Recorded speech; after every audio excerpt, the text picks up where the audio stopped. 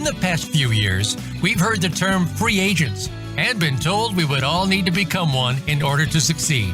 The recent economic structures have helped to promote this concept as reality. Where do we get the tools to take control of our career path in the present and future? Welcome to the Career Confidante with your host, Marie Zimenoff. Marie and her guest experts are here to provide you with the tools you need to move forward and achieve your career goals. Now, here is Marie Zimenoff. Welcome to the Career Confidante, and we're glad that you're joining us here today. And you are glad you're joining us because we have a dynamo speaker today talking about how you can make your resume really stand out. And Claire, I know that some people are just hanging on the edge of their seats waiting to hear because you have so much experience. So you say that you've reviewed more than 16,000 resumes as a recruiter. You went through 5 layoffs as a medical salesperson. And now you're an award-winning resume writer and personal brand agency owner who helps medical sales professionals get into jobs. But, if you're not a medical sales professional, don't tune out because you're going to get some great insights from this for any kind of resume today. Claire, thank you so much for joining us. What an incredible introduction. Thank you so much, Marie. I'm so grateful to be here. I'm already one of your biggest fans, and I love what you're doing with career thought leaders and everything else. So I'm truly honored to be here. Thanks for having me. Yeah. So you were in medical sales, and then you went through quite a few layoffs. What I'm interested in is that we oftentimes think, a salesperson would know how to sell themselves. Have you seen that that's not necessarily the case? That's a great way to kick this off because that's exactly what I found. And let me take you back for a minute, if I will. And let's talk a little bit about what the day-to-day life is in terms of being a salesperson. And from my experience, like Marie shared, my wheelhouse is really medical sales. The reason is because I came up in pharma recruiting, and then I was in medical sales and diagnostics and oncology myself. And now I help people get back into that industry. So when I speak to sales and selling, I really want to emphasize that this is my niche. But Marie, you're right. These strategies can apply to anybody. So keep that in mind when you listen to this kind of story. But a day in the life of somebody in medical sales starts with, okay, you get a new territory and you have to grow business in that territory. So there are incredible numbers of variables involved. And the very first step that anybody will tell you in medical sales is that you got to get out there and start to research. And so when you do that, you do start to create the strategy that's necessary to figure out where are my customers and what am I going to sell them and what do they need in the first place. And so then you create your lead list and then you go out and you chat with as many customers as you can to really try to get to the root of what it is that they need in their day-to-day that's not being filled right now. And then how can you connect the dots for them so that you can bring forward to them what will solve those challenges? Now, here's the deal. Most people in sales would probably say, once you learn and get comfortable selling one thing, you can sell just about anything. But if we think back to our story, when we're going out to find those clients and selling them or bringing them our solution, we're not starting with, let me tell you everything I have in my bag of tricks and you should buy it today, wham, shut the briefcase and, period, right? What we do is we go out and we start a research campaign, right? We go and we ask the tough questions and we do the research. So you would think that would translate into getting our career momentum going as well. But what I have found, like you said, is that unfortunately it's not the case. And even people who are in sales struggle to sell themselves because if they approached a customer in the way of, hi, I'm amazing, these are all the things I've got, you should buy into me, they would close that OR door and send them on their way. So there's an absolute better way to do this. And I'm really excited to talk to you about it today. Yes. And it's so personal, right? When we do the product, it's objective. We can think about who needs that and how can we align the solutions. But when it's me, it becomes this much harder conversation around how do you How do you position yourself? How do you figure that out? So you talked a little bit about research. What are the types of research you help your job seekers do before they, ideally, ideally before they start finishing up their resume? Yeah. So, there are a couple different pieces of research that people should do while they're forming their resume. And also, even before they start to work on their resume, things that they should start to research before they create documents like that. And what I mean is, you've got to start researching that target. I was working with a gentleman the other day, and he comes from real estate. And believe it or not, Marie, a ton of people come from real estate to go into medical sales, which is great. They're not enjoying being tied to a desk. They love working with people, and they generally like handling complex situations. So they tend to be a great fit and fast learners. So what I find is when people are trying to lead that career, that next career jump, they start with what they think the industry is about and what they've seen advertised and the big logos and the Medtronics and the Strykers and the Johnson and Johnsons. But what happens with that is that we tend not to then do the research on what exactly is the lifestyle like over there at Stryker, or what exactly am I responsible for if I'm going to be selling for AbbVie. So the research I'm talking about is kind of threefold. The first thing that you'll want to do is to hit plain old Google, right? Look online, find what you can about the company, and read articles about what the company's all about and what they're trying to accomplish. The second thing is you're going to want to do a little bit of a deep dive on what your network has to offer you in terms of connections to the industry. So now we're not just gathering kind of third-party information. Now we're doing a little bit more of a deep dive into, hey, do I know anybody in medical sales? Or do I know anybody who knows anybody in medical sales? And what can they tell me about the day in the life? And the last part is doing a little bit of soul searching, because once you start to chip away at what the actual opportunities are like, and what the demand is for, say, a surgical OR job that has a lot of on-call time versus maybe a diagnostic job that requires you to fly through 3 states regularly, you'll kind of start to see, okay, this is starting to cross-reference what I want my career to look like and what it really is like. And then write your resume. And it's just like that analogy of looking at the way that we would put together a sales process. Because if we go out and assume we know what our customers want, and we assume we know what kind of challenges they're facing, then we might hit the mark, because you and I both know what happens when we assume, right? And also, once we start doing that kind of deep dive research on these opportunities, they are going to also show us, are these the right fit? Do I really want to be in imaging and radiology sales? Do I really want to be a distributor and work on behalf of my surgeon with multiple different products built just for them? So it's that kind of research that can really, it takes longer in the front end, right? It's a little harder to do in the front end, but it helps the entire rest of the process go a lot more smoothly. Well, yeah, and people just don't take the time to do that. And even when you've worked in an industry for a while, just to do that research and understand what's going on right now, because I mean, let's face it, things change so fast today that if you haven't gone out and done that research, whether it's talking to people or even just doing some of the online research, there's so many tools today that can help you do that even faster.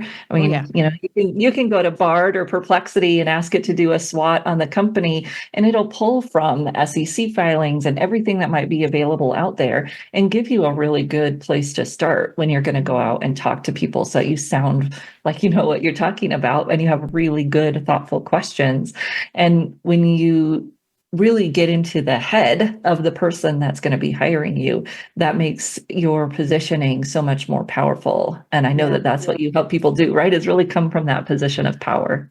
Truly. And, I feel very fortunate to be able to do it for this specific niche. And here's what I found was, I used to write for every specialty, right? I mean, I wrote oil and gas resumes. I used to write entrepreneur resumes, believe it or not, which is a whole other podcast. I used to write for every industry under the sun, attorneys, government included, right? And then I looked at sort of the landscape of the results my clients were experiencing. And the resumes were solid and they were working. But what I found was the ones that were in my wheelhouse, those clients were getting fastest results. And the reason was it didn't stop at, here's your resume built for grabbing a job in diagnostic oncology, right? It's very specific what we do. But I noticed that also I had other resources for those people in particular. So when it came to those hard questions or knowing what a hiring manager is going to be worried about before a product launch in a pharma division, right? I was better able to serve those people. One thing I have to mention that I absolutely love is what you taught me in the storytelling class. And for everyone who's listening, I'm sure Marie has this incredible swath and scope of certifications and courses you can take with her. I'm currently in the storytelling one, and it's phenomenal. Deb Dib, Louise Kurzmark, Marie, you're rocking my world right now. But what I would say is I really liked how you introduced leveraging AI to start building those questions or building those prompts to really uncover what hiring managers or whatever industry you're targeting who's hiring are really worried about. So that to me, I mean, among all the things that I'm learning in that class, that was one of my very favorite things were the prompts that you shared, because it's so important not to just do the company or the industry research, but to consider there's a human on the other end of this hiring process, and they have challenges. They have a boss that they need to report to after hiring me and say, this person is going to help me achieve my number this year. It's a lot of skin in the game, right? Yeah, I love it. I love it. Well, we're going to take a short break. And when we come back, we'll talk a little bit more about what those elements are that you find people need on their resume. And you did a teaser in your intro for the session that there's 2 words that people need in their resume. So I can't wait to hear that. We'll be right back in just a few minutes. Follow Voice America at facebook.com/Voice America for juicy updates from your favorite radio shows and podcasts. You know that the career landscape has changed and that you need to be proactive about managing your career. You can have the foresight, skills, and confidence you need to take charge of your career and seize opportunities. A strategic advantage and career expert, Marie Zimenoff has helped thousands of leaders like you get focused, get found, and get hired. Visit getcareersmart.com to find out more. That's getcareersmart.com or call 800-521-2080 to schedule your complimentary consultation. Voice America programs are now available on your favorite connected device, including Amazon, Alexa, and Google Home. Through streams with Apple Podcasts, TuneIn, and iHeartRadio, listening to your favorite show is as easy as saying the show name followed by the word podcast. Hey, Alexa, play Finding Your Frequency podcast. If that doesn't work, try adding on TuneIn or on iHeartRadio or on Apple Podcasts. Do you need directions to solid financial future? If so, the Money Answers Show with Jordan Goodman will provide you with a roadmap to making smart money decisions in every area of your personal finances. Join Jordan every Monday at 12 p.m. Pacific Standard Time, 3 p.m. Eastern for the Money Answers Show on the Voice America Business Channel. Learn how and where to get the best deals on mortgages, cars, and insurance. Find out the best ways to save for college and retirement, get out of debt, improve your credit rating, and save on your taxes. The Money Answers Show with Jordan Goodman will provide you with great tips on investment opportunities in real estate, stocks, annuities, and other investment vehicles. That's the Money Answers Show with Jordan Goodman on the Voice America Business Channel every Monday at 12 p.m. Pacific Standard Time. When it comes to business, you'll find the experts here. Voice America Business Network.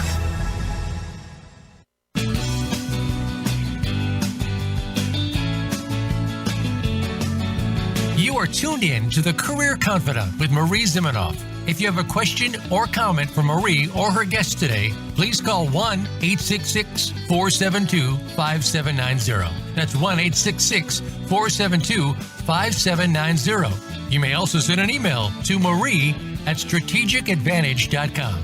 Now, back to the Career Confidant. Welcome back to the Career Confidante. And today we've been talking with Claire Davis about the world of resumes and specifically medical sales resumes. We were talking about the research that people can do, especially when they're moving into a new industry, but even if it's an industry you've been in, just to do that research and really understand. And I love you said this right before we stopped, not just the industry or the company, but that human who is going to hire you and have to answer to why they hired you and really feel comfortable that you're going to make their life better before they hire you. So tell us when someone's starting to do this research, then what do you find are some of those elements that they're often missing when they start to put together their resume? Ooh, great question. So I think when we are starting to do this research, it can be really illuminating because we're learning as much about the opportunities that interest us as we are ourselves. Because I believe that once you start to go down the rabbit hole on anything, you either resonate with that opportunity or you start thinking, I'm not really sure if this is the one for me. So once you start to find those opportunities that feel like a good fit, like you'd go home and you'd be calling your wife or husband or friends, like fist bumping in the car and like blaring AC/DC if you got it. Those are the ones I encourage everyone to continue researching. And now, when we've got that information, now it's time to start applying it to your resume. And what I find is that most of us fall into a couple of categories if we're not writing our resume this way. So if you can, for everyone who's listening, if you can resonate with what I'm going to say next, then you know that it might be time to start using a little bit more of your research and specifics to make your resume work a little harder for you. Because God knows we know you work hard enough. So let's make this document like part of the team, right? So first, a lot of times what happens is we tend to use the same language that we think we should because it's industry appropriate. And the things that I'm talking about are like, team builder or market disruptor or, executive with 25 years of experience, and then with not much more identifier after that. And now you get a lot of results oriented. Beyond. I have met all. Exactly. Marie, between you and I'm sure we have met all the results. Bring me your results oriented. I will help you get specific about that. We've met them all. And here's the thing though, right? I mean, those things are true. I would bet for the people who use this language on their resume, those things are very likely true about you. And so the only challenge is everyone else is saying the same thing. And that's where we get stuck. And that's where we've got to tap into that research so that we can get more specific about our unique value and what challenges we are going to be solving for the next guy, right? Person who's hiring us. So I teach a system called the Triple S system. And as you said before, it was after looking at quite literally 16,000 medical sales professionals' resumes. And as with anything else, if you look at that many of anything, patterns are going to start to emerge. And the patterns that emerged for me were that when my candidates were getting picked up out of the pile based off of their resume for the interview, it was because they had three specific things in common. The first one was a well-crafted story that talked about their customer. The second was they had statistics, so they were actually measuring the impact they made at work.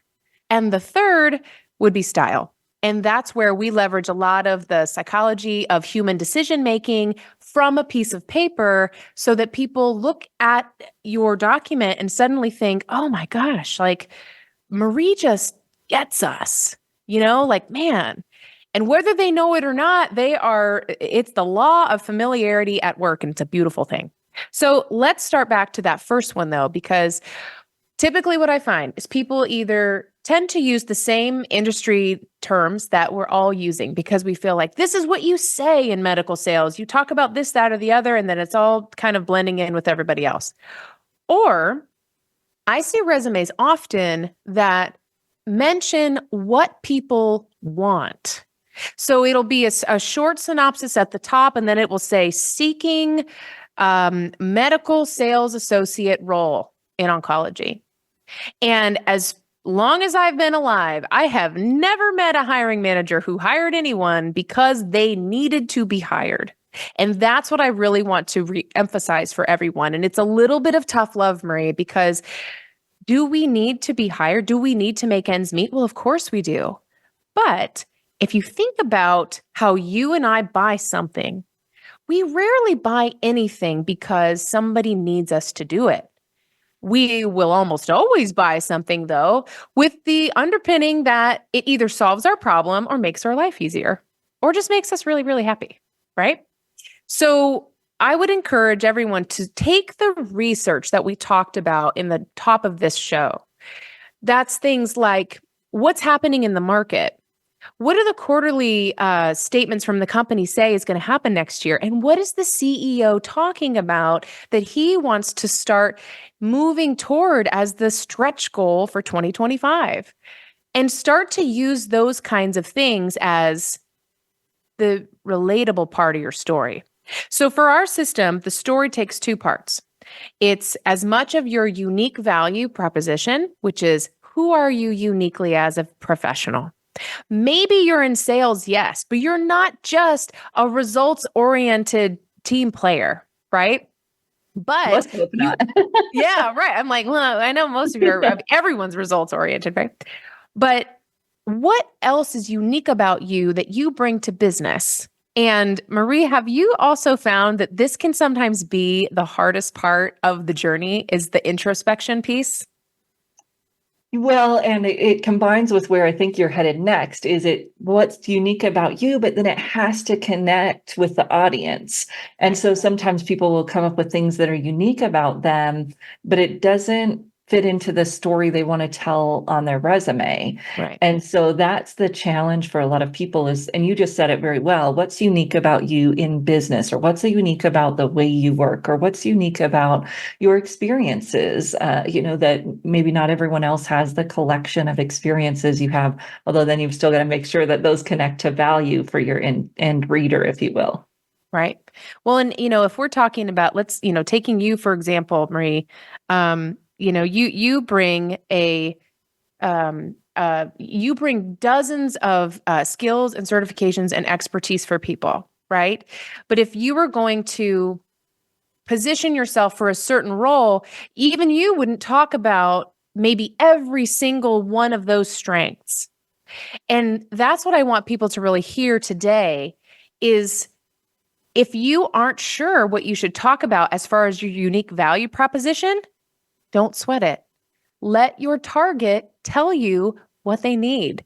So just like that original example about how do we start a territory, right? I remember back when I was selling radiology and we had an offer where we could do MRIs for $500. So anybody in medical right now is like, holy smokes, a $500 MRI? That is cheap, right? And we were a really nice, well-known center in Sacramento.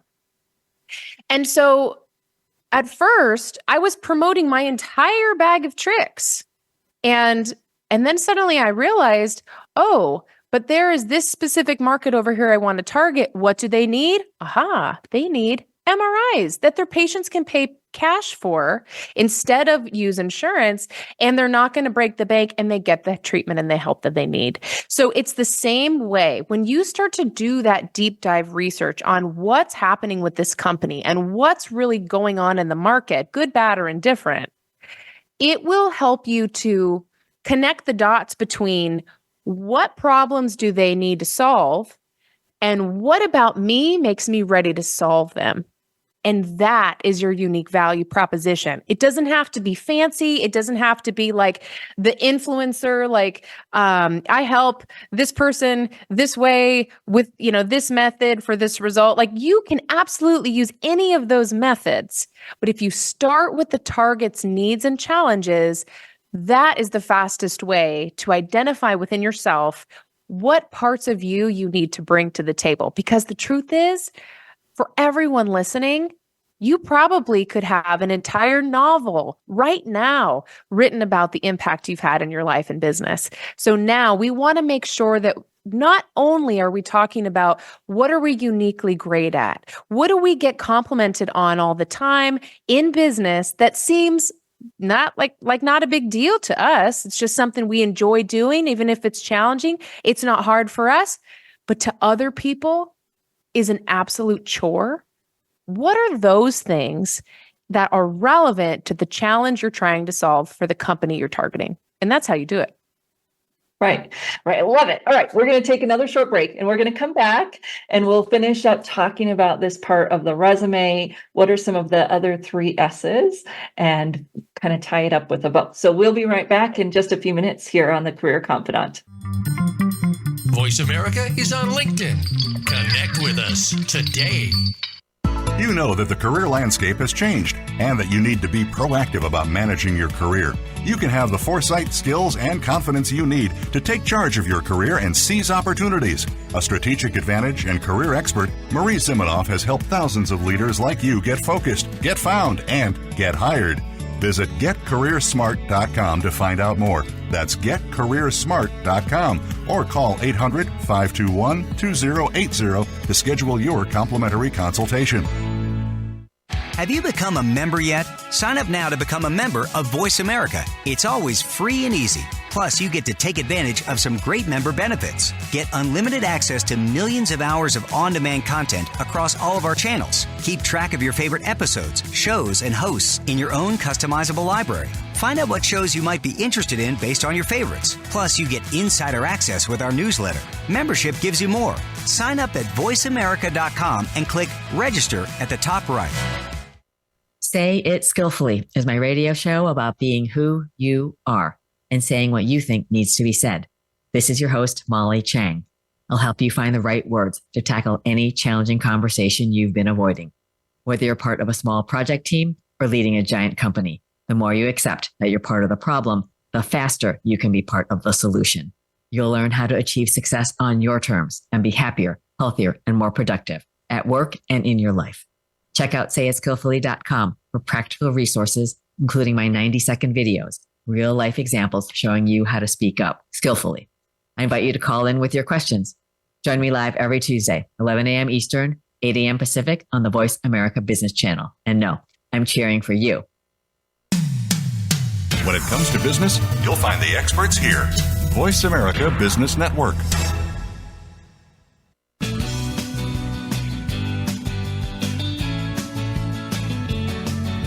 You are tuned in to the Career Confidant with Marie Zimenoff. If you have a question or comment for Marie or her guest today, please call 1-866-472-5790. That's 1-866-472-5790. You may also send an email to marie@strategicadvantage.com. Now, back to the Career Confidant. Welcome back to the Career Confidant. And we've been having fun talking with Claire Davis about we've been talking recently about the 3 S's on your resume. And you were going through the piece about brand. I forgot what the S was. And story. Story. Yep. You would think I'd remember that one. You got it. Storytelling, obviously, so important, but strategic storytelling, right? Not just story, but strategic storytelling. And then the next S here is statistics. And sometimes people will say, well, this is something only salespeople can do. I would challenge that. Maybe we'll go off on that tangent later. But obviously, if you're in sales, and I have seen a few sales resumes, even that some of my, new resume writers are doing, where there aren't any numbers. Yeah. Yikes, right? Yeah, big yikes, capital Y, yikes. And the thing is that often when we're thinking about our brand and what we're going to bring to a company, we have to remember that they are going to read our document and start to really connect the dots for themselves on whether or not we can feasibly solve the challenge that they're hiring for. And the fastest way to do that is to lead with metrics. And I know if anybody is already feeling like palm sweaty because they don't get quarterly numbers, or they haven't tracked their wins for a long time, or maybe you're in an industry where things aren't measured in that way for you. Fear not. There is always something that you can quantify. And the reason it's important is because when you speak with numbers on your document, not only do they stand out because they're not letters. So if you scan a document, the numbers will pop faster than the letters if it's majority letters. But also, it gives the person reading an opportunity to dream a little. And what I mean is, suddenly I'm a hiring manager and I'm reading, Sally Smith's resume, and she talks about how she was able to increase her return customers at her bar and grill through great customer service by 25%. Suddenly I'm thinking, what if I could get my customers to return at 25%? And it almost doesn't. It almost is like the unsung hero of a resume for that very reason, because we don't consider that the numbers aren't just talking about how amazing we are. The numbers are there to also encourage the person making this very pivotal decision on us to convince them that this makes sense to achieve what they need to achieve. And when we speak in quantifiable terms, they can start to feel the impact that we would have on their team. And that's why numbers are so incredibly important. And if you don't have numbers, if you're still like, Claire, nope, I don't have any numbers, I have a free worksheet you're welcome to download. If you don't, Marie, do you mind if I share it? Yes, please. Okay, so if anybody is listening and they're feeling like, oh, I'm completely without metrics and I don't even know where to start, I have a free worksheet on my website. So it's at tractionresume.com, and it's called 50 Things You Can Measure That Are Not Quota. So if you're thinking, I don't have a quota to measure, don't worry, I've got you covered 50 ways to Sunday. Okay. So go download that free resource, and it'll prompt you to start thinking about the things that you can actually measure today that are going to matter to someone who's trying to see if you're going to affect their bottom line or not. Okay. So that's statistics, and it's really important. And behind the scenes, I'm going to give you guys one more tip. So when it comes to statistics, I have two little words that are my favorite way to turn any action, any bullet on your resume into an impactful result. And here they are. The two little words are resulting in. So if you look at your resume and you see a bullet and it talks about attended sales meetings to learn more about my sales strategy, right? That doesn't really have a metric involved. We're like, yeah, that's great. I'm so glad you attend meetings. We hope it's on time.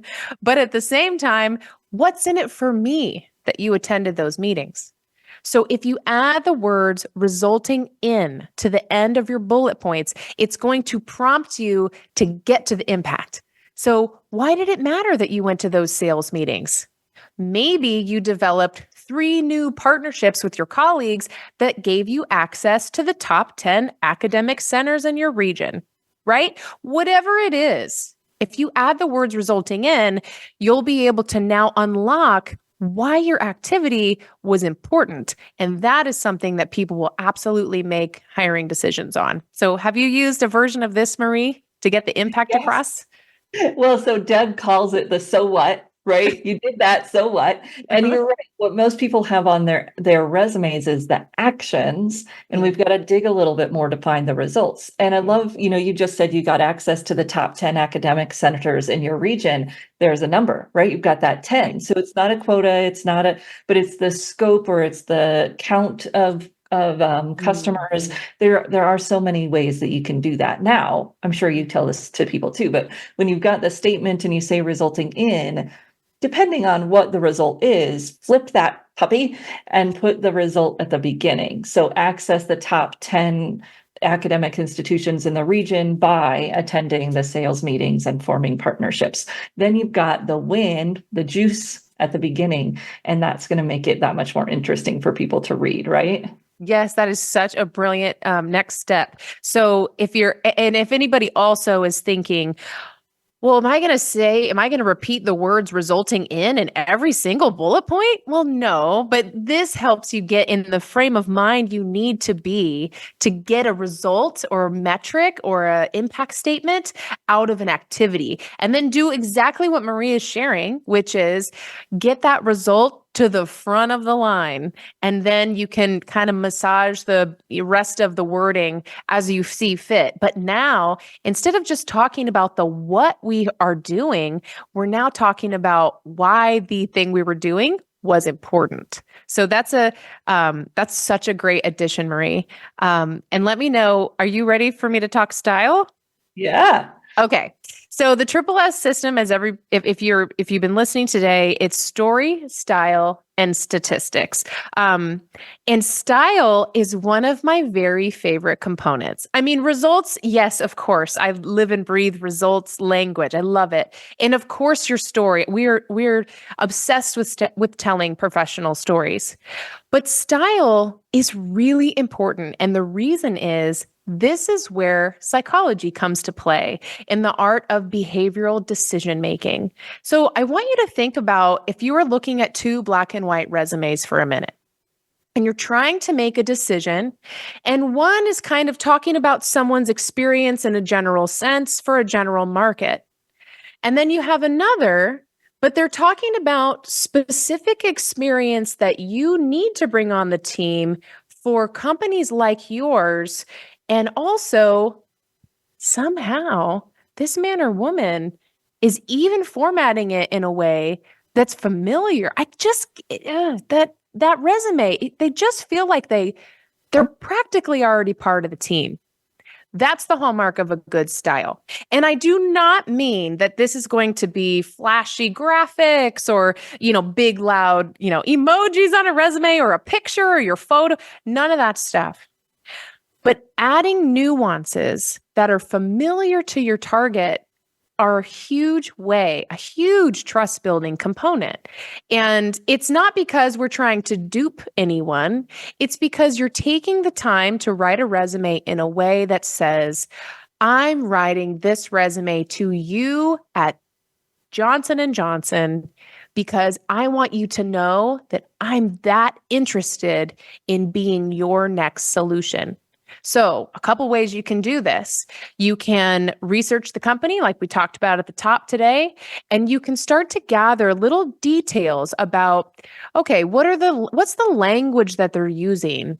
What are some of the statements they're making on the website about their mission and their vision and what they believe in, right? So you can use bits and pieces of this language to start to incorporate that with what you resonate with in business. And the second piece is you can go for the feel, right? How are they writing? Am I applying to a company that's kind of like up and coming and modern and, a little bit bespoke, like not so formal? Mimic that in your story. Be professional, but get the flavor of what the target is looking like online and saying online so that you're immediately showing them that you're relevant to this very scenario. And then finally, using a little bit of the color. I am a huge fan of color matching, or at least getting in the same sort of color family for the targets that you're going after. So because we focus primarily on medical sales and healthcare, we use blues and purples and variations of those because about 86% of healthcare logos are, you guessed it, blue. And so that way, when someone picks up a document and they are reading through it and they're reading the language that feels familiar to them, they're looking at a story where we're sharing not just what we're great at that people love us for, but why it's relevant to their challenge. And it looks and feels and sounds like the company logo and website. Look out, okay? That is an incredible standout resume. So I encourage everyone listening, try the Triple S system out. It works great. And it was really, truly developed after going through 5 layoffs and realizing it was time to start selling me and my story like I would sell a product. You start with research, and then you make everything fit to suit the needs. Excellent. Of the target. Well, Claire, tell people where they can follow along, because I know you share tons of content that they can access as well. And you told Traction Resume earlier. Where else might they find content? Yeah, absolutely. Thank you so much. So if you'd like to connect with me on LinkedIn, it is where I live. So please come find me. I'm at Claire M. Davis, and I would love to hear what you thought about today's show. Yay. Well, we're going to take a short break. We'll say goodbye to Claire. So thank you so much, Claire. And we'll be back on the Career Confidant for our little closing and tying up all the loose ends from today. So we'll see you right back here on the Career Confidant. Voice America is on your favorite smart speaker. If you have Alexa or Google Home, go ahead and give us a try. Hey, Alexa, play Finding Your Frequency podcast on TuneIn. You know that the career landscape has changed and that you need to be proactive about managing your career. You can have the foresight, skills, and confidence you need to take charge of your career and seize opportunities. A strategic advantage and career expert, Marie Zimenoff has helped thousands of leaders like you get focused, get found, and get hired. Visit getcareersmart.com to find out more. That's getcareersmart.com or call 800-521-2080 to schedule your complimentary consultation. A little birdie told me Voice America is on X. Follow us at Voice America TRN. Are you a business owner, 1099 contractor, part-time employee, or volunteer who needs group health coverage you can actually afford? Do you know a nonprofit who would benefit from unlimited zero-cost funding? How about cost reduction, school safety, mental health wellness, and more? All these and more are fair game on Finding Certainty. If you want more certainty in your own life, you are not alone. Join us each Friday at 9 a.m. Pacific, 12 p.m. Eastern on the Voice America Business Channel. Find your own brand of certainty and realize your personal American dream with Finding Certainty, hosted by Patrick Lang. Let's unwrap the certainty experience together. Voice America Business Network, the bottom line in business.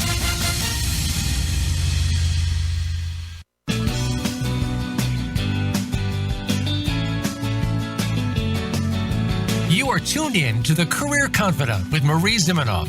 If you have a question or comment for Marie or her guest today, please call 1-866-472-5790. That's 1-866-472-5790. You may also send an email to marie@strategicadvantage.com. Now, back to the Career Confidant.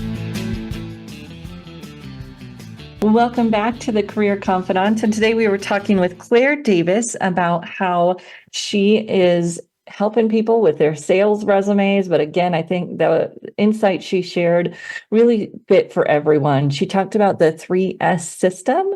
So helping yourself really understand your audience first.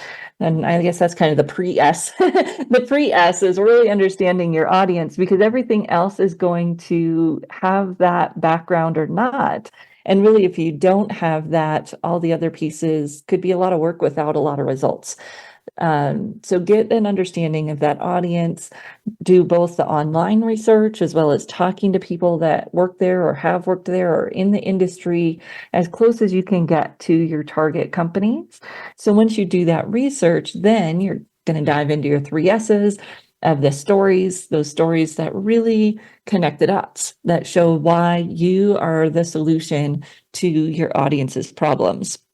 And Claire helps people who are career transitioning, which is even more challenging perhaps, when you're thinking about those stories and how they align. But that's why we do it. That's really the heart of what we call your personal brand, is understanding who you are and then how who you are is going to add value to the places that you go. And you are connecting those dots. You're telling that story. That's really your job, is to do that work. And it shouldn't be a negative thing. Sometimes people are saying, oh, it's maybe not authentic, but you're looking for that sweet spot where you are authentically you're telling your stories, and you're connecting in the audience's language. So I call it strategic storytelling, strategic authenticity. We've got to get out of our brain that those two things are opposed. They really don't have to be when you look at the big picture of what it is that you want to talk about and what about yourself you want to share. It can still be authentic while being strategic, and that's our goal. When we do that and we tell those stories, then we're looking for the so what, the statistics, the results, and quantifiables wherever we can find them, whether that's number of people, number of accounts, sometimes percentages instead of dollar figures. If we can't share those, we might be able to share percentages. You're looking for the numbers that will connect with your audience. And Claire talked about how it just makes you feel like you're a fit when you share those numbers, and it really taps into the emotions of your audience when they can see that you can produce quantifiable results of some sort, of some kind. Then they go, oh, that's what I need. And it's true and real because it's specific. And that's how we're going to connect the dots. Now, I'll say that I've been seeing a lot of more talk about using AI to write your resume. And I am a huge proponent of using AI tools like ChatGPT, but probably more so Bard or Perplexity, because they're connected to the internet, to do your research, to really understand your audience, to maybe even get examples of the types of stories you need to be telling. However, that's where it has to stop. You cannot ask ChatGPT to write your resume for you because it does not know your stories. So it is going to make something up. It's going to put in false numbers, fake things, and that can be okay. Again, you can use it as a starting point, but you have to edit it. You have to put in your stories, and it's not going to be able to do this strategic piece of really understanding what from your background shows that you're the solution to that employer's problems. That you're going to have to do yourself with the aid of the tool to really understand the audience, understand what they might be looking for, but they don't know what you've done. And you can put in your old resume and that can steer it a little bit, but most of the time what I find is that people don't have the good content on their old resume either. So you're right back into the same place of ChatGPT not being able to know that story about you. Therefore, it's going to make something up, and you're going to sound like everyone else because everyone else is doing that. And ChatGPT loves to put in those overused phrases that we're just talking about you trying to avoid. And you might end up in a situation where you've got something false on your resume and you remove yourself from an opportunity for a silly reason. Be careful of how you use these tools. Be careful of what prompts you use in general. Just throw out, delete the prompt suggestions around write my resume for me. It just doesn't work. Then you get into the piece around style and showing that you're a fit. And I like to talk about the neuroscience of design, as well as that kind of psychology of, yes, you're a good fit. Do your research, understand where these people came from, what language they use, what colors might be appropriate or not. Usually one color is what we use on a resume, occasionally two. I know there's people who say that it's not necessary. I would just say they haven't done much research into the neuroscience of design, because one color makes things much more appealing, and you don't have to be flashy or loud or, it can be very tasteful to use that one color. And of course, you don't have to use visuals, but if you have sales visuals, they can add a lot of value. You're always, always, always thinking about, does this visual add value? Because it's going to steal the show.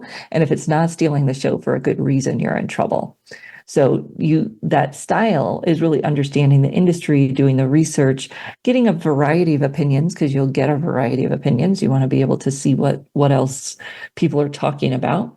And then more importantly, using that language that your clients, your potential employers using, so that you can make those connections. So those are the pieces that we're really looking for when we talk about the 3 S's that she was sharing. Now, she was talking about our storytelling class, which is our Academy Certified Career Storyteller. If you are a resume writer and you want to take it to the next level, that class will up-level you almost no matter how long you've been writing. We've seen people take that program who've been writing for 30 years and still got a lot out of it because it's the master level type of class. And then we also have a session, just a 90-minute session with Adrian Tom, who is also an executive top tier resume writer, coming up, or if you're listening to this later, it's still available, called Leadership Narratives. And that Leadership Narratives class is really going to talk about what stories leaders need to be talking about right now, and how you talk about those in a way that doesn't feel fluffy. So we're talking about inclusive leadership. We're talking about innovation, profitability, which of course isn't fluffy anyways. But some of these key things that are really important for leaders, C-level, director, those types of folks right now, and how you can tell those stories in a way that feels specific and impactful and not fluffy. So if you're interested in that, search for the Leadership Narrative session on the Resume Writing Academy website, and you'll be able to join us for that, either live or recorded. I look forward to seeing you next week. We're going to have some more great guests, and we will see you right back here again next week on the Career Confidante.